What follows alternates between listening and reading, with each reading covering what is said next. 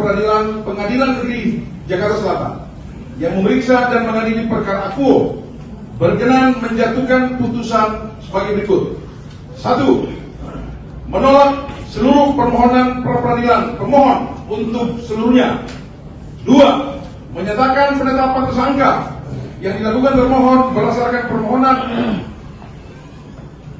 berdasarkan surat ketetapan tentang penetapan tersangka nomor Estat S data 4 1899 Romawi 11 2025 di Treskrimum Polda Metro Jaya tanggal 7 November 2025 atas nama KRMT Roy Suryo Noto Diprojo adalah sah menurut hukum. 3. Menyatakan keseluruhan tindakan penyidikan yang dilakukan oleh termohon berdasarkan A. Surat perintah penyidikan SP S1.1 garing 3147 garing Romawi 7 2025 garing Reskrimum Polda Metro Jaya tanggal 14 Juli 2025. B. Surat perintah penyidikan SP garing 94 garing Romawi 1 garing Res titik 1.14 2026 di Reskrimum Polda Metro Jaya tanggal 15 Januari 2026. C. Surat perintah penyidikan SP 1043 garing Romawi 3 Res 1.14 garing 2026 di Reskrimum Polda Metro Jaya tanggal 30 Maret 2026. D. Surat perintah penyidikan SP garing 1270 garing Romawi 4 garing Res titik 1.14 garing 2026 di Treskrimum Polda Metro Jaya tanggal 15 April 2026 adalah sah menurut hukum. 4. Membebankan biaya perkara kepada pemohon atau menurut ketentuan hukum yang berlaku, atau apabila yang mulia hakim tunggal pra-peradilan yang memeriksa dan mengadili perkara aku berpendapat lain, mohon putusan yang seadil-adilnya. Ex aequo et bono. Tidak ada lagi tim yang boleh mengatasnamakan kuasa hukum dari Roy Suryo, juga insya Allah juga Dr. Rifa, saya tahu, ya, karena dia tidak mengikuti persidangan dan tidak mengikuti yang namanya pra-peradilan dan tidak mengikuti eksepsinya Dr. Rifa, dan bahkan menegasikan eksepsi dan juga menegasikan pra-peradilan. Kami ini berjuang tetap untuk membongkar ijazah Jokowi, ya, dan tidak ada boleh mengatasnamakan rakyat tapi dengan memenggal kepala orang lain atau mengorbankan lain. Kalau mau berjuang, penjarakan saya, bukan penjarakan klien saya. Saya ulangi, kalau mau berjuang, katakanlah penjarakan saya, tapi jangan mengatakan penjarakan klien saya. Ya, itu namanya mengorbankan orang lain. Saya kira teman-teman jelas apa yang saya maksud. Jadi per tanggal 11 Juli yang lalu, ya, saya sudah menandatangani surat untuk menghentikan kuasa khusus saya kepada tim yang lain. Saya kira jelas ya apa yang saya maksud. Dan terutama untuk pihak mainstream, pihak TV, tidak boleh lagi ada orang yang mengatasnamakan itu. Sebenarnya kesalahannya hanya terjadi pada oknum. Kasihan sahabat-sahabat saya pada tim itu, ya. Jadi untuk sahabat-sahabat saya pada tim itu yang masih ingin berjuang, silahkan. Dengan tangan terbuka, kami masih menerima kehadiran teman-teman, dan untuk masyarakat, ya, kami tetap berjuang bersama, tidak ada pengkhianat. Yang pengkhianat adalah justru yang mengatasnamakan rakyat, tapi dia tidak berjuang atas nama rakyat. Dia berjuang untuk kepentingannya dia sendiri. Apa itu? Silahkan terjemahkan sendiri. Saya kira itu yang paling penting yang ingin saya sampaikan. Sekali lagi terima kasih, terutama untuk media mainstream, media alternatif, dan juga untuk podcaster yang masih bersama saya, dan seluruh ibu-ibu, bapak-bapak yang insya Allah masih ada bersama kita. Sekian, terima kasih. Assalamualaikum warahmatullahi wabarakatuh. Hasbunallah wa ni'mal wakil, nikmal maula wa nikman nasir, la haula wa la quwata illa billahil aliyil azim. Alhamdulillah, pada hari ini, hari Kamis, kami sudah melakukan nota perlawanan, ya, yang terdiri atas 37 halaman, yang kita berikan judul Indonesia Menggugat, ya. Dugaan ijazah palsu Jokowi adalah sebuah cermin krisis multidimensional bangsa ini, ya. pada beberapa hal nanti akan secara rinci disampaikan oleh advokat saya. Yang pertama adalah bahwa surat dakwaan yang diajukan kepada saya itu secara penuh setelah kami pelajari mengandung dua kelemahan utama yang membuat sidang atas nama saya sebagai terdakwa tidak bisa lagi dilanjutkan, yaitu terjadi error in objecto dan error in persona. Apa artinya? Objek yang didakwakan kepada saya itu salah secara objek, ya, karena yang saya dan Mas Roy Suryo lakukan pengkajian adalah benda digital, objek digital yang beredar di internet yang dimiliki oleh saudara Dian Sandi. Kami sama sekali tidak melakukan pengkajian, komentar apapun terhadap dokumen digital yang diakui oleh saudara Joko Widodo. Karena secara fakta, saudara Joko Widodo tidak memiliki ijazah dalam bentuk digital.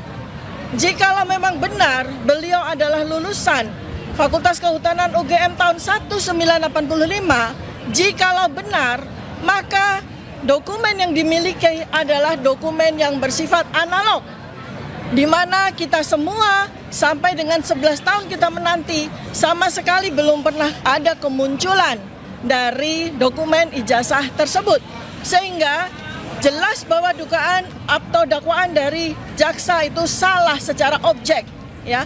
Kemudian yang kedua adalah error in persona, karena ini berkaitan dengan laporan yang dilakukan oleh saudara Joko Widodo terkait dengan locus dan tempus delicti yang sangat aneh dan janggal, karena locus dan tempus delicti itu berpindah-pindah dari sejak kami pertama kali diperiksa sebagai saksi tanggal 11 Mei 2025. Pada waktu itu yang dilaporkan sebagai locus dan tempus delicti adalah sebuah peristiwa tanggal 22 Januari 2025, di mana kami sama sekali atau saya sama sekali tidak berada pada locus dan tempus yang dimaksud. Lalu kemudian laporan polisi itu diubah secara locus dan tempus deliktinya menjadi di daerah Jakarta Selatan 26 Maret 2025. Lalu pada surat dakwaan yang disampaikan oleh penuntut umum ternyata locus dan tempus berubah lagi, yaitu di antara bulan Maret 2025 hingga bulan Mei 2025. Padahal laporan yang dilaporkan oleh saudara Joko Widodo itu tertanggal 30 April 2025. Jadi ini jelas salah, ya, secara persona dan salah secara objekto. Karena mana mungkin melaporkan sesuatu kejadian yang belum terjadi pada saat laporan polisi itu dilakukan. Dia melaporkan tanggal 30 April 2025 atas peristiwa yang terjadi pada bulan Mei 2025. Itu sesuatu yang sangat tidak masuk akal. Dan berikutnya lagi adalah kesalahan atau error in objecto adalah mendakwa sebuah produk-produk jurnalistik yang dilindungi oleh undang-undang pers yang jelas, ya. Jadi ada 5 unggahan dari 28 unggahan yang dijadikan sebagai barang bukti. Itu sendiri sebetulnya sudah error in objecto, karena 28 barang bukti itu dibebankan semua kepada saya. Sedangkan dari 28 barang bukti itu hanya ada 5 unggahan yang berkaitan dengan saya. Nah, sementara dari 5 objek tersebut itu sebetulnya adalah produk jurnalistik. Yang utama adalah sebuah siaran di media ya, yang berlangsung di gedung MNC, ya. Itu dilaporkan sebagai di mana saya melakukan perbuatan yang didakwa dengan pasal 32-35. Padahal itu adalah sebuah produk jurnalistik. Artinya, kalau seorang narasumber seperti saya, didakwa melakukan pidana atas keterangan yang saya lakukan, maka tentu saja media tersebut, hostnya yang memberikan pertanyaan kepada saya pun juga harus turut didakwa secara pidana. Tetapi Undang-Undang Pers tidak menyatakan demikian. Sebab sebuah produk jurnalistik yang berisikan talk show ya atau sebuah tanya jawab itu dilindungi oleh Undang-Undang Pers. Apabila host dan narasumber melakukan sebuah kesalahan, slip of the tongue atau kesalahan pada waktu itu, maka Undang-Undang Pers itu memberikan fasilitas dalam bentuk hak jawab, dalam bentuk sebuah mediasi di dalam koridor Dewan Pers ya. Jadi ini tidak bisa langsung dibawa kepada pidana. Kalau sampai terjadi seperti ini, maka inilah yang disebut sebagai chilling effect, membuat semua orang takut untuk bicara. Ya, selanjutnya akan diteruskan oleh advokat saya. Silakan. Ya, terima kasih. Saya tambahkan sedikit ya, karena hari ini adalah perlawanan terhadap dakwaan. Kami belum bicara masalah pokok perkara. Iya, saya katakan tadi, bahkan kami bacakan bahwa perkara ini tidak layak untuk masuk persidangan karena dari awal sudah batal demi hukum. Sejak peristiwa RJ yang mana harus pencabutan laporan, itu jelas bagaimana dengan satu laporan yang sama dengan nomor yang sama yang dibebaskan hanya berapa orang. Yang namanya pencabutan laporan itu adalah keseluruhan. Jadi kalau bahkan konsiderannya pun tercabut karena mekanisme di dalam RJ itu sebelum SP3 ada pencabutan laporan yang dengan nomor yang sama. Kedua, peristiwa Mabes Polri pada waktu Jokowi melaporkan kawan-kawan ini, itu peristiwa di Mabes Polri belum dihentikan penyidikannya. Jadi ini sudah melanggar Undang-Undang PSK, Pelindungan Saksi dan Korban. Belum dihentikan. Kenapa demikian? Laporannya bulan April, 30 April, sedangkan penghentian penyelidikan adalah 22 Mei. Jadi secara undang-undang pelindungan saksi dan korban, maka jika ada laporan lebih dulu, tidak boleh dilaporkan balik sebelum inkrah. Itu jelas, dan itu kami sampaikan tadi. Bahkan ada pelanggaran Perkap, masih ingat yang identik itu. Jadi sampai detik ini, kepolisian tidak pernah mengatakan ijazahnya asli, yaitu identik non-identik, ya kan? Lah, pemeriksaan laboratorium waktu itu yang menyatakan identik itu melanggar Perkapnya sendiri. Karena dalam pemeriksaan laboratorium itu satu, ya kan? Itu harus ada dilampirkan, wajib bahkan di Perkap nomor 10 tahun 2009, satu wajib dilampiri laporan. Pada saat itu belum ada laporan, Dumas. Kedua, wajib dilampiri BAP. Pada saat itu belum semuanya di BAP. Ketiga, wajib dilampiri dengan berita acara penyitaan. Pada waktu itu tidak ada penyitaan.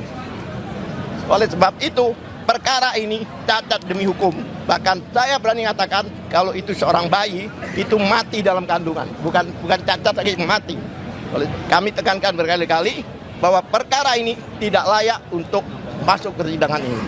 Silakan lanjut. Kami permasalahkan karena dalam uraiannya, dalam uraian di dalam surat dakwaan itu adalah pertama mengatakan tindak kejahatan atau tindak pidana dilakukan di wilayah Jakarta Selatan. Kemudian mengatakan di wilayah Jakarta Pusat. Seharusnya kan yurisdiksinya adalah Pengadilan Negeri Jakarta Selatan atau Pengadilan Negeri Jakarta Pusat. Namun mengapa diadili di Pengadilan Negeri Jakarta Timur? Itu menggunakan surat keputusan Mahkamah Agung nomor 114 tahun 2026 yang mengatakan bahwa persidangan dilakukan untuk Roy Suryo dan kawan-kawan, dilakukan di sini menggunakan surat keputusan untuk Roy Suryo di pengadilan ini adalah bukan wewenangnya pengadilan ini karena tidak ada spesifik mengatakan untuk Dr. Tifa ya. Jadi itu adalah sedangkan perkaranya Roy Suryo sendiri sedang melakukan pra peradilan yang itu yang terakhir kita ketahui telah dimenangkan sehingga kita juga nggak tahu apakah akan ada pengadilan untuk Roy Suryo karena mereka sampai hari ini pun masih dalam proses ya. Jadi belum tentu akan diadili di pengadilan ini juga. Yang kedua saya ingin melanjutkan tentang error in objecto tadi ya. Error in objecto tadi adalah dokumen yang dilakukan kajian oleh Dr. Tifa itu adalah dokumen miliknya Dian Sandi ya. Miliknya Dian Sandi, bukan miliknya Jokowi, miliknya Dian Sandi. Dengan demikian yang berhak melakukan keberatan itu ya Dian Sandi. Yang ingin saya katakan apa? Saudara Joko Widodo tidak mempunyai legal standing untuk mempermasalahkan karena bukan dokumennya dia, dan Joko Widodo dan para pendukungnya juga tidak pernah mengatakan bahwa dokumennya Dian Sandi itu palsu. Itu juga tidak pernah mengatakan itu. Dengan demikian yang lebih berhak melapor dan mengadukan justru Dian Sandi, bukan Joko Widodo. Joko Widodo tidak punya legal standing. Itulah yang tadi kami permasalahkan. Bahkan dilanjutkan oleh kawan-kawan. Terakhir ya, teman-teman wartawan sekalian, pada minggu yang lalu teman-teman wartawan sudah mengetahui kami berjuang keras untuk memperoleh berkas perkara, dan kami sampaikan kami telah mendapatkan berkas perkara tersebut akhirnya. Dan dari berkas perkara yang kami peroleh itu, ada 6 hal yang akan kami kemukakan. Yang pertama, Pengadilan Negeri Jakarta Timur dinilai tidak berwenang secara relatif. Sebagian telah disampaikan, tapi saya akan sampaikan secara lengkap. TPDT menilai penuntut umum tidak konsisten dalam menentukan lokus delikti. Di dalam surat dakwaan disebutkan beberapa lokasi berbeda, mulai dari Jakarta Pusat, Jakarta Selatan, hingga akhirnya perkara diajukan ke Pengadilan Negeri Jakarta Timur tanpa penjelasan hukum yang memadai mengenai dasar penentuan kompetensi relatif tersebut. Selain itu, dasar penggunaan surat keputusan Ketua Mahkamah Agung mengenai penunjukan Pengadilan Negeri Jakarta Timur dinilai belum menjelaskan secara tegas apakah juga berlaku terhadap perkara Dr. Tifauziah Tyasuma yang diajukan dalam berkas tersendiri. Kedua, dalam penuntutan dinilai tidak jelas setelah sebagian terlapor mendapat SP3. TPDT mempersoalkan keberlanjutan penuntutan terhadap Dr. Tifa setelah sebagian terlapor lain dalam laporan yang sama memperoleh penghentian penyidikan SP3 menyusul pencabutan pengaduan. TPDT menilai penuntut umum wajib menjelaskan mengapa perkara terhadap Dr. Tifa tetap dilanjutkan apabila laporan pelapor dan rangkaian peristiwa yang menjadi dasar pengaduan merupakan satu kesatuan. Ketidakjelasan tersebut dinilai menyebabkan dasar penuntutan menjadi cacat secara formil. 3. Surat dakwaan dinilai kabur dan tidak memenuhi syarat formil.